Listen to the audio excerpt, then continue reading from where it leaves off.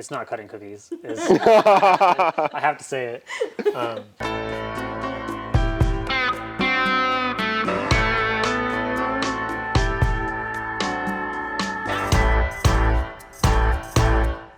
Hey, my name is Ivan. I'm the lead cutter at Nick's Handmade Boots. I'm joined here with... I'm Nate. I am not lead cutter, but I am a cutter. my second in Nick's command. Handmade Boots. Yeah. Our main job is to prepare a high quality boot for our customers. Yes. So my day starts with, I would come in the morning, I would go through all the daily orders that we have. So I prep the groups for cutting. After that, we basically get our day started cutting boots. And then if we get leather shipments in, Yes. it changes our whole day. Yeah.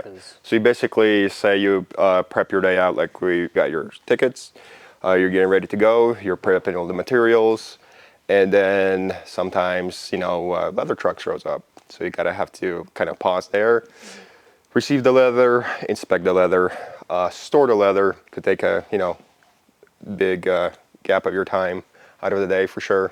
Typically though, it's come in, get ready, start cutting, and then it's just like a continuous loop of cutting the parts, one part to the next.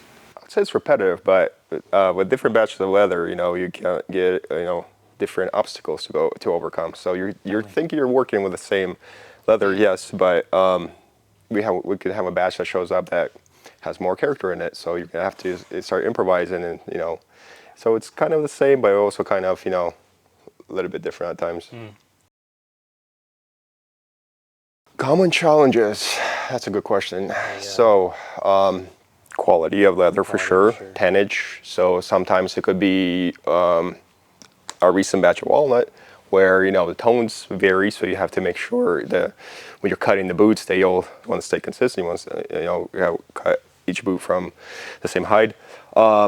Characteristics. So sometimes like scars, veins, all that stuff. Yeah, it really just comes down to making sure that we can get the high quality boot. A smooth boot wouldn't look very good with a bunch of scars on it because you can see it. We do want to get a certain amount of boots out of a hide. So sometimes when you have a hide that's half good, half got eaten by a lynx or something, that's kind of challenging to get 2 pairs of boots out of there. So yeah. Do we want to roll out a hide? Let's do a random hide. Let's go with walnut.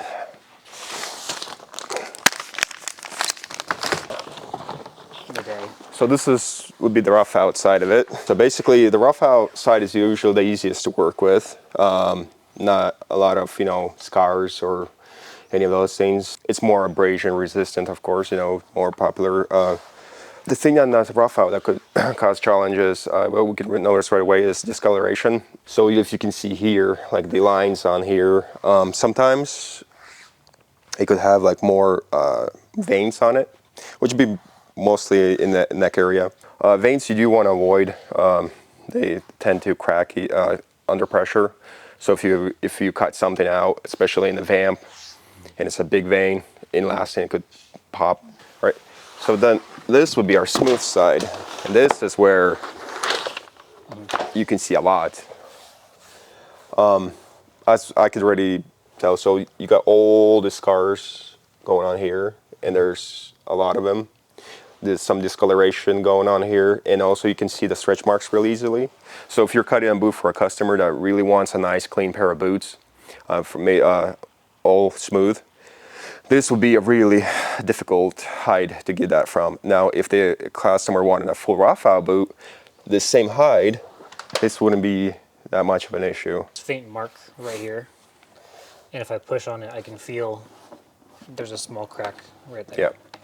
So like if we can really, when we unroll a hide, and we have to look for these just small little, no bigger than a fingernail marks, and then really test to see what they are. There could be cuts, bug bites, bullet holes, arrowheads.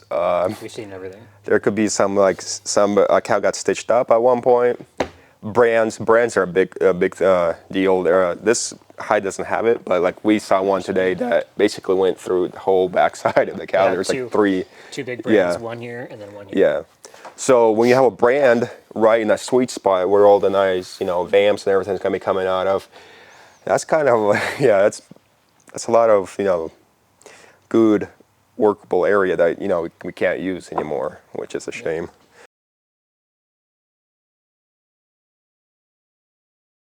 The thing that makes cutting such an important process is that how we cut the boots is going to set the boot up for life. This would be the rear of the animal, the butt.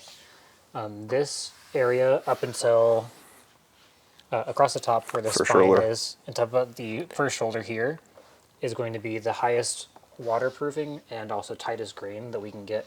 And so for waterproofing, natural waterproofing and everything, this is going to be the best area for the lowest part of your boots. We call it lower, or the vamp. Everything else from about the foot down coming across is going to be the best thing for your quarters, because that's still going to have good tight grain, going to have not as much waterproofing, but being the higher part of the boot, you don't need to worry about that. But it's also going to have the tightest structure that will hold the boot in its against gravity for as long as possible, so that by the time you start wearing your boots, they don't just fall over. The quarters don't flop in on themselves. The hide that we have is this kind of sectioned out into kind of grades. So yes, so I would say this would be about grade 1, and then about down to here. That's about where depending depending on some sources, it'd be a kind of I would say grade 2, kind of going to grade 3. So if you see us cutting, and if you guys watch our how it's made videos, if you ever see us, we try to cut. So we would start our vamps from the very best section of the hide, and we do generally try to get 2.5 pairs of boots out of work leather. So we would get our vamps first, so it'll be the smoothest, comfortablest break-in for the foot, and also so we don't turn our dies. We keep them vertical. After we cut the vamps and quarters, we want to create the smooth and consistent break-in in the boot. So if you kind of start cutting it in different ways, it starts twisting a little bit differently. So sometimes you can see, like, if you have 2 pairs of boots, or a pair of boots, I'm sorry, and you look at them and you wear them for about a month, and you take them off and you sit them down, and one boot's still holding the shape and the other boot's kind of like leaning on itself. That's what kind of happens if you don't keep it even. The belly and the neck is going to be the worst area for your boots. So yeah, they're going to just fall over. They're going to not hold up to wear and tear. But we would use all this. So this is part of the neck. We'd use all this and coming down across the entirety of the hide. We use it for any of our small goods, like wallets, keychains, anything like that they have going on there. So yeah, I don't know. Yeah, camera's not gonna pick it up, but yeah, you can see there's the tightest grain on the rough out here, going all the way down. Mm-hmm. The bottom part, so we would say it would be kind of grade 3 going to grade 4. In the pit in the belly would be considered, I think, 4. To where what happens there is if you could cut out say upper out of it, and you're like, just it looks just like any other upper, but you could really see in the belly here how it has a kind of a twist to it. It will crease up and stretch out real fast too. Even some people say, like, bellies and pits have no business like kind of being in boots. It's mainly made for like bags and belts and all that other stuff. As far as skill is, you really have to be paying attention to detail in leather. So leather does fluctuate a lot. If we're working on certain boots, like if we're doing like our, I don't know, NFPA hot shots, you got to make sure the weight's on point. You got to pay attention to detail. You got to make sure when you're cutting the leather that your pieces are consistent with them on, because they got to be able to hit, like, stand up to a fire. You start from the butt, from the butt area, and then you cut your like first 2/4, and if they feel great, and then there could be a fluctuation in the leather to where it would flop. You got to pay attention to blemishes. They could be sneaky. Yeah. Scars, especially if you're doing something smooth. Some scars are okay. Some scars are really deceiving because they could really easily crack, pop, especially in lasting. Organization is a big one. Yeah. So you're kind of like you're cutting, sorting, and cleaning at the same time. And it's a good thing now that we have the small goods department.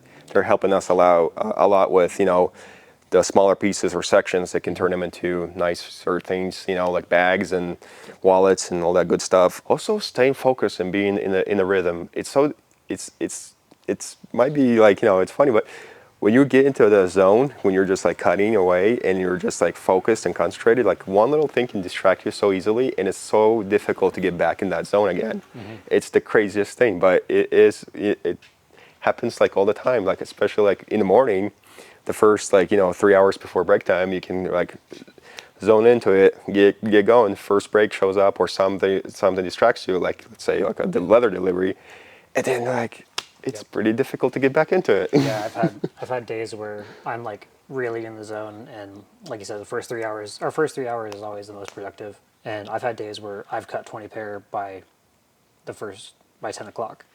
And there are days where one thing interrupts me, and then I'm like, oh, dang it, where was I? And then going back and forth. It's not cutting cookies. I have to say it. It's not an easy job. It's hard work. It's heavy lifting. It's, working around the clock for 8 hours. Also got to remember a lot. We have a lot of styles of boots and variations of boots too. So you have to memorize a lot of that too and keep it in your head. So a lot of different names, a lot of some boots are similar, but there's those little, adjustments that are made to it, like certain padded colors or certain roll tops and stuff like that. So you have to remember a lot. Sometimes leather is really uncooperative and you want it to be cooperative, but you just got to deal with it. So sometimes it's just like, some runs are really smooth. Some runs are, it's going to require more time, more, attention, and obviously every shipment of leather is going to be different. So just gotta kind of improvise with all that. The more we work with it, the more we learn about it and know kind of what to expect when an issue occurs. Kind of we can improvise as we go with that. But no, I would say, like, first of all, appreciate all our customers. We've been hearing good feedback, and all the criticism, good, constructive criticism, good or bad, it helps us improve. On what we need to improve. Because of our customers, we can come into work and do our job and pay our bills. We're highly appreciative of that. And if you're thinking about buying a pair of Nick's boots, I strongly suggest it. I've bought two myself. The pair that I wear to work every day. They're great. Honestly, I don't have any other shoes. I threw out all my other ones. I only have my boots, and then they're gonna last forever, and then they just get rebuilt. And after time, they get rebuilt. When I was sewing, I re-sewed boots that were 20 years old. They had been rebuilt 3 times before, and then I was rebuilding it a 4th time. So, $500, $600, however much that boot is, it's gonna last you forever. Our boots are great. I love them. I'll kind of also say whatever you're thinking of getting, don't really overthink it. Getting a basic base pair of boots, like a good pair of Roberts, like in one tone. Again, 55 arch. I love that last. Kind of think what you're going to be doing in those boots. It's going to take a little bit to get them to that point to where you're going to be wearing them as slippers or your sneakers or what have you. But yeah, I think the simple the better to begin with, and then go from there. Okay, thank you for watching. Have a good day. Bye.